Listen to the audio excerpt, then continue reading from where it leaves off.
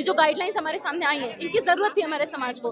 पर इस बात में कोई दो राय नहीं है कि यूजीसी एक्विटी गाइडलाइंस 2026 अपने आप में बहुत ही शॉर्टी गाइडलाइंस हैं। इनको बहुत वेग तरीके से जानबूझकर फ्रेम किया गया है कि अरे आपको फांसी पर चढ़ा दिया जाएगा, अरे आपको फॉल्स केसेस में इम्प्लीकेट कर दिया जाएगा। इसका स्कोप किसने छोड़ा? इसका स्कोप इन गाइडलाइंस ने क्यों छोड़ा? इसको समझना बहुत जरूरी है। यूजीसी एक्विटी गाइडलाइंस 2026 को बेहतर प्रावधानों के साथ, बेहतर मॉडिफिकेशंस के साथ उनको लाया जाए तो ये सोशल जस्टिस हमारा राइट है, ये कोई चैरिटी नहीं है। और इसको बेहतर तरीके से इम्प्लीमेंट करने के लिए, इन गाइडलाइंस को रिफ्रेम करने की, इनको बेहतर तरीके से दोबारा लाकर इनको लागू करने की जरूरत है। तब यूजीसी कानून को लागू करवाने के लिए तमाम बच्चे अब सड़कों पर आ गए हैं। मेरे साथ डीयू के छात्रा हैं। कैसे देखती हैं आप मैम? सीजीआई साहब कहते हैं सब लोग इक्वल हैं। अब तो आज हमारे देश में इन गाइडलाइंस को इंटरिम स्टे लगाया गया है, ये बहुत अनफॉर्चुनेट है। जब भी न्याय को टाल दिया जाता है तो उस पर चुप्पी साधना अपने आप में एक आपराधिक बात है। आज हम यहाँ पर सोशल जस्टिस के लिए मौजूद हुए हैं। हमारे देश में caste based atrocities, caste based हिंसा एक रियलिटी है, ये कोई परसेप्शन नहीं है, ये हार्श डॉक्यूमेंटेड रियलिटी है। और parliamentary standing committee, UGC, supreme court, हर एजेंसी के पास इसका डाटा मौजूद है कि किस तरीके से ये घटनाएं दिन दूनी रात चौगुनी सालों साल बढ़ रही हैं यूनिवर्सिटीज़ में, सेंट्रल यूनिवर्सिटीज़ से लेकर स्टेट यूनिवर्सिटीज़ तक। ऐसी इन घटनाओं का कई बार आंकड़ा भी दर्ज नहीं है, नाम भी दर्ज नहीं है कि कितने कितने छात्र साल दर साल यूनिवर्सिटी में बड़ी मुश्किल से जिन्हें दाखिला मिल भी पाता है वो किस तरीके से बेदखल हो जाते हैं जाति आधारित संघर्षों के कारण। आज ये जो गाइडलाइंस हमारे सामने आई हैं, इनकी ज़रूरत थी हमारे समाज को। पर इस बात में कोई दो राय नहीं है कि यूजीसी एक्विटी गाइडलाइंस 2026 अपने आप में बहुत ही शॉर्टी गाइडलाइंस हैं। इनको बहुत वेग तरीके से जानबूझकर फ्रेम किया गया है। आज पूरा मीडिया और सरकार का ही एक मशीनरी लगा हुआ है चिल्ला चिल्ला कर छात्रों को बोलने में कि अरे आपको फांसी पर चढ़ा दिया जाएगा, अरे आपको फॉल्स केसेस में इम्प्लीकेट कर दिया जाएगा। इसका स्कोप किसने छोड़ा? इसका स्कोप इन गाइडलाइंस ने क्यों छोड़ा? इसको समझना बहुत जरूरी है। आज ये मामला केवल और केवल सवर्ण बनाम अन्य का नहीं है, ये मामला है आज शोषण बनाम इंसाफ का, शोषण बनाम न्याय का। ये बात हर कोई भी किसी भी जाति से स्टूडेंट आता हो, जो स्टूडेंट जिन्हें लग भी रहा है कि इससे उनको नुकसान हो सकता है, उन्हें फॉल्सली फैब्रिकेट किया जाएगा, उनसे भी जाकर अगर आप पूछेंगे जो तथाकथित ऊंची जाति से हैं या सवर्ण है, वो भी ये बात मानेंगे कि वो नहीं चाहते कि उनकी यूनिवर्सिटी में कास्ट बेस्ड डिस्क्रिमिनेशन हो, कास्ट बेस्ड एक्सप्लॉयटेशन हो, एट्रोसिटीज हो। उसके साथ ही साथ ये गाइडलाइन कहती है कि एक एक्विटी कमेटी का फॉर्मेशन होगा जिसमें डिपार्टमेंट के हेड्स जो हैं वो खुद मेंबर्स को नॉमिनेट करेंगे, वो खुद डिसाइड करेंगे कि जो भी घटना है, जो भी हिंसा है, जो भी एक्ट इंस्टेंस उनके संज्ञान में आया है वो डिस्क्रिमिनेटरी है भी कि नहीं। ये ग्राउंड्स तक नहीं ले किए गए हैं कि कौन सा एक्ट किस तरीके का ऑफेंस कंसिडर किया जाता है। इससे बेहतर अगर आप 2012 की भी गाइडलाइंस उठाकर देखेंगे जो एक्विटी गाइडलाइंस है, उसमें भी करीब 18 ग्राउंड स्पेसिफाई किए गए थे। इसमें ग्राउंड्स नहीं स्पेसिफाई किए गए हैं। इसमें जानबूझकर इस तरीके का वेग स्कोप छोड़ा गया है ताकि किसी ना किसी तरीके से ये ध्रुवीकरण करके छात्रों को ही आपस में बांटकर मामला सवर्ण और अवर्ण का बनाया जा सके, बजाय इसके कि बेहतर तरीके से समाज सुधार, बेहतर तरीके से सोशल जस्टिस की का जो पैगाम है, बेहतर तरीके से यूनिवर्सिटीज़ को समावेशी और इंक्लूसिव और बेटर कैंपस स्पेसेस कैसे बनाया जा सके, उन पर डिस्कशन और डिबेट खत्म होकर यही चिचला सवर्ण वर्सेस अवर्ण डिबेट चलता रहे इस देश में। तो ये सवाल पूछना बहुत ज़रूरी है आज सरकारों से। और जो लोग कह रहे हैं कि ये जनरल कैटेगरी के स्टूडेंट्स के खिलाफ है, उनसे हम पूछना चाहते हैं कि गाइडलाइन साफ तौर पर कहती है कि इसमें किसी भी तरीके का डिस्क्रिमिनेशन या फिर act of atrocity SC/ST community के स्टूडेंट्स के साथ हो, जेंडर के बेसिस पर हो, PWD स्टूडेंट्स के साथ हो, OBCs के साथ हो।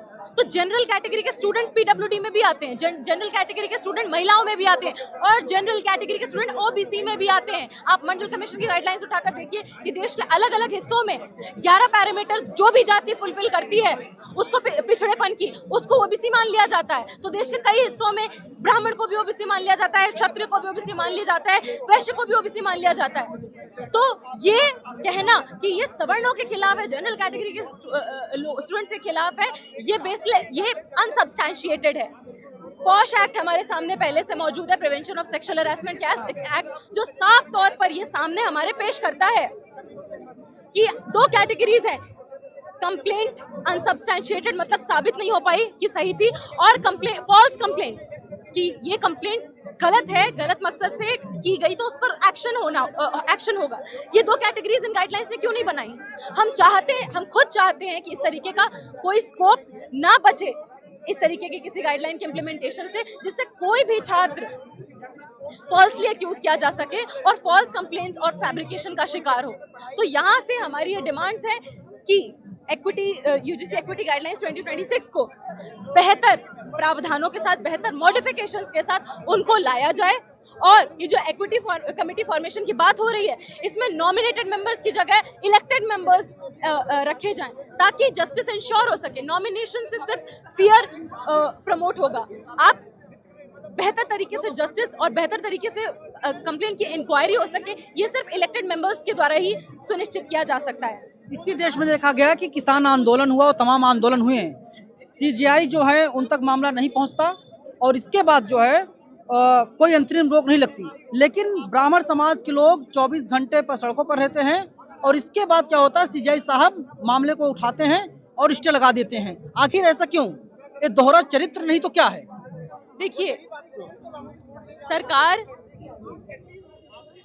हमेशा भटकावे और बंटवारे की राजनीति पर अपनी सियासी रोटियां सेकना चाहती है। अंग्रेज भी यही करते थे और हमारी भारत की सरकारें भी आज तक यही करती आ रही हैं। और ये बात साफ तौर पर जिस तरीके से इन्होंने यूजीसी की एक्विटी गाइडलाइंस को पेश किया है, यहाँ पर कई पिछड़ी जाति के छात्र मौजूद हैं, वो खुद इन गाइडलाइंस की कमियां क्यों गिना रहे हैं? क्योंकि यहाँ से हम ये कहना चाहते हैं कि हम यहाँ से हमारी जाति ऐसी, तेरी जाति ऐसी, ये काम नहीं करना चाहते हैं। हम यूनिवर्सिटीज में तक आकर कोई भी समाजी वी आर बहुजन ये बात समझ चुका है कि जातिवाद के खात्मे के लिए जाति का खात्मा भी जरूरी है।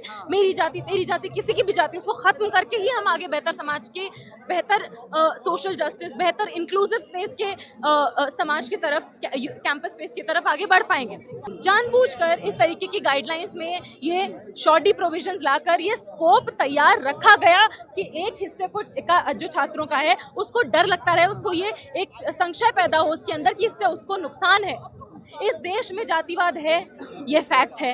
इस देश के यूनिवर्सिटीज और कैंपसेस के अंदर जातिवादी शोषण होता है, कास्ट बेस्ड एट्रोसिटीज होती हैं, स्टूडेंट सुसाइड तक कमिट करने के लिए मजबूर होते हैं। हर साल बढ़ता हुआ आंकड़ा है पिछड़ी जाति के छात्रों जो एनरोलमेंट लेते हैं उनके बिछड़ने का बढ़ता हुआ आंकड़ा है। ये हमारे सामने रियलिटी है। तो जब ये रैशनल देख के कोर्ट ये कहती है कि इस तरीके की गाइडलाइन लाने से समाज बटेगा, तो ये बहुत आपत्तिजनक टिप्पणी है। एक समाज जो पहले से बटा हुआ है कास्ट के बेसिस पर, क्लास के बेसिस पर, कितने सारे बेसिस पर, उस बटे हुए समाज में उन डिविजन्स को इग्नोर करने से वो खत्म नहीं हो जाएंगे। और इसीलिए हमारा कॉन्स्टिट्यूशन भी सोशल जस्टिस की बात करता है।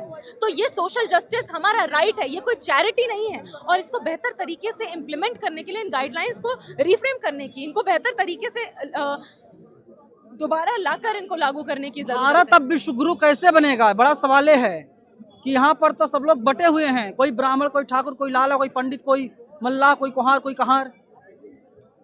हमारे देश में अगर यूनिवर्सिटी स्पेसेस की बात करें, इसी यूनिवर्सिटी का आपको बता दें, SC ST माइनॉरिटी कम्युनिटी का सबसे बड़ा हिस्सा रेगुलर कॉलेज नहीं पहुंचता है, SOL पहुंचता है। यानी 12वीं के बाद ही पिछड़ी जाति के स्टूडेंट्स का सबसे बड़ा हिस्सा 8वीं के बाद से ही छट जाता है पब्लिक एजुकेशन से। जो छोटा हिस्सा यूनिवर्सिटीज तक पहुंचता है, उस हिस्से को ये माहौल दिया जा सके कि वो बेहतर, बराबरी के दर्जे पर एक बराबर स्टूडेंट की तरह डिग्निटी के साथ उस जर्नी को फुलफिल कर सके, उसको सुनिश्चित करने के लिए इस हमारे समाज में, यूनिवर्सिटीज़ में बेहतर यूजीसी एक्विटी गाइडलाइंस की ज़रूरत थी। इनको लाया गया। अब मंशा क्या थी, ये हमें जो ध्रुवीकरण सरकार और यूजीसी के इस तरीके के शॉर्टी फ्रेमवर्क से पता चल रहा है, वो एम्पली एविडेंट है हमारे सामने। सवाल है ना कि जेएनयू में जब नारा लगता है हल्का फुल्का, कोई मुकदमा दर्ज होता है, गिरफ्तारी होती है। उत्तर प्रदेश की सड़कों पर नारा लगता है, मोदी तेरी कब्र खुदेगी। यूजीसी की छाती पर कोई मुकदमा नहीं, कोई गिरफ्तारी नहीं। देखिए, हमारे देश में जातिवाद है, ये किसी से नहीं छुपा है। आज बहुत सारे लोग ये भी कह रहे हैं कि हमें लगता था कि सवर्ण जाति के लोग अन्याय के खिलाफ आवाज उठा ही नहीं सकते थे। ये गाइडलाइंस आई तो पता चल रहा कि वो भी सड़क पर उतर सकते हैं, वो भी अपनी आवाज उठा सकते हैं। देखिए, मामला मैं और वो, हम ये हैं, हम पिछड़ी जाति के हैं, वो ऊंची जाति के हैं, ये फैक्ट है। पर वो कोई और है और हम कोई और हैं। ये हमारी पॉलिटिक्स नहीं है, ये हमारा आगे का रास्ता नहीं है। हमारा आगे का रास्ता है कि कोई किसी भी जाति से, हम किसी भी जाति से, हमें अल्टीमेटली उस जाति से मुक्त होकर, उस जाति के बंधन को तोड़कर, जातिवाद तभी खत्म होगा जब जाति भी खत्म होगी। पर जाति तब तक नहीं खत्म होगी जब तक जाति पर आधारित शोषण, डिस्क्रिमिनेशन और एट्रोसिटी समाज से लेकर यूनिवर्सिटी कैंपसेस तक खत्म नहीं होगा। और उसको खत्म करने के लिए, कम करने के लिए सोशल जस्टिस की, बेहतर गाइडलाइंस की, बेहतर प्रावधानों की जरूरत है। और इस बात से कोई सवर्ण जाति का भी छात्र, जो भी प्रगतिशील विचारधारा बेहतर समाज में जीना चाहता है, उसको नहीं नकार सकता। तो इसीलिए हम खुद उनके प्रति चिंता, सब जो भी तथाकथित सवर्ण जाति से छात्र हैं, उनको ये शिकायत है, उनके प्रति चिंता, जायज चिंता को जाहिर करते हुए हम ये कह रहे हैं कि इस तरीके के कंफ्यूजन्स को जानबूझकर पैदा किया गया है। ये शॉर्टी तरीके से जो गाइडलाइंस को फ्रेम किया गया है उससे, तो इनको बेहतर तरीके से फ्रेम किया जाए। इसमें सुनिश्चित किया जाए इक्विटी कमेटी नॉमिनेटेड नहीं होगी, इलेक्टेड होगी। सुनिश्चित किया जाए कि इन गाइडलाइंस में किस तरीके से फ्रेमवर्क पैदा किया जाएगा कि इनका मिसयूज किसी के लिए फॉल्स कंप्लेंट्स करके उसको फैब्रिकेट करने के लिए ना इस्तेमाल किया जाए, उसका डाइल्यूशन ना हो, उसके प्रिवेंशन के लिए मैकेनिज्म्स हो। जैसे पॉश एक्ट हमारे सामने मौजूद है यूनिवर्सिटीज में और वर्क प्लेसेस में। नॉमिनेशंस का दिक्कत है, आप कह रही नॉमिनेटेड नहीं, इलेक्टेड होना चाहिए। हाँ जी, आप एक बात बताइए, किसी भी डिपार्टमेंट में कई बार जो हेड हैं वही अक्यूज्ड हैं और वही कमेटी बनाएंगे, वही अपने पसंद के मेंबर्स को उस कमेटी में रखेंगे, तो आप ऐसी कमेटी से किस फेयर इंक्वायरी की एक्सपेक्टेशन रखते हैं? तो जब इंक्वायरी फेयर नहीं होगी तो उसका रिजल्ट कैसे फेयर होगा? और गाइडलाइन को नहीं करेगी। और वही बात हो रही है कि बिल्ली को कह दिया जा रहा है कि आप दूध की रखवाली कीजिए या फिर आप चूहे का संरक्षण कीजिए। तो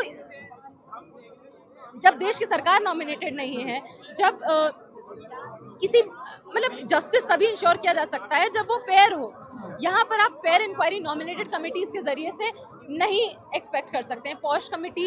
पॉश एक्ट हमारे सामने मौजूद है, prevention of sexual harassment act, जो जस्टिस वर्मा कमेटी की गाइडलाइंस के बाद आता है। उसमें ये सारे प्रोविजंस मौजूद हैं सामने से हमारे कि किस तरीके से फॉल्स कंप्लेंट्स के कैटेगराइजेशन को प्रिवेंट भी करना और अगर वो होता है तो उसको कैसे डील करना है। तो वो चीज़ें साफ तौर पर यहाँ पर इम्प्लीमेंट की जा सकती थी। बहुत कन्वीनियंटली उनको नहीं लाया गया, क्योंकि अगर उनको लेकर आकर आप इनको इम्प्लीमेंट करते तो इस तरीके का ये ध्रुवीकरण नहीं हो पाता, ये पोलराइजेशन नहीं कर पाते, ये सवर्ण बनाम अवर्ण का मामला नहीं फैला पाते और बाकी असल मुद्दों से ध्यान नहीं भटकावा पाते। इनकी राजनीति आज भी अंग्रेजों की तरह भटकावे और बंटवारे की है, सरकारों की, यूजीसी की। उस राजनीति को, उस पैटर्न को, हमें उस चक्रव्यूह को तोड़कर बेहतर सामाजिक न्याय, बेहतर अपनी जाति, मेरी जाति, तेरी जाति, कोई भी जाति, उस जाति को किनारे रख के खत्म करके बेहतर समाज बनाने के लिए हमें एक साथ आकर सोशल जस्टिस, बेहतर सामाजिक न्याय के इस संघर्ष को आगे बढ़ाने। एक बार नाम बता दीजिए। मुदिता। चलिए, मुदिता हैं और साफ तौर पर बोल रहे हैं। और देखिए, यहाँ पर हजारों की संख्या में जो तमाम छात्र हैं, चाहे ब्राह्मण समाज से हो, चाहे बहुजन समाज से हो, सभी लोग यहाँ पर आकर के अपना विरोध प्रदर्शन दर्ज करवाने का काम कर रहे हैं। सहयोगी छाया के साथ मैं नवीन कुमार नंदनवाम, सिर्फ न्यूज़ डी दिल्ली।